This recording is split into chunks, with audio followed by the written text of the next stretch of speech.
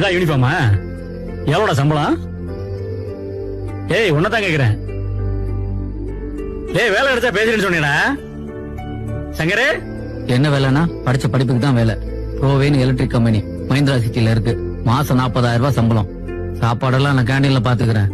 பாரு, வேலை கிடைச்சிருச்சுங்கிறதுக்காக மூஞ்சிக்கு நேரம் பேசுற வேலை எல்லாம் வச்சுக்காத. அம்மா மேல சத்தியம் பண்ணிருக்கேன், மாசம் சம்பளம் வாங்கினதுக்கு அப்புறம் தான் உங்ககிட்ட பேசுவேன்னு. அது என்ன அப்பா கிட்ட வாட்ஸ்அப்ல மட்டும் பேசுறீங்க, நேர்ல பேச வேணான்றீங்க? அது ஒண்ணு இல்லைங்க, எனக்கு எங்க அப்பாவுக்கு ஒரு சின்ன பிரச்சனை. வேலைக்கு போய் மாசம் சம்பளம் வாங்கிட்டு தான் பேசுவேன்னு அவசரப்பட்டு அம்மா மேல சத்தியம் பண்ணிட்டேன். எப்படா வேலைக்கு போவோம், எப்ப சம்பளம் வாங்குவோம், எப்படா அப்பாட்ட பேசுவோம்னு.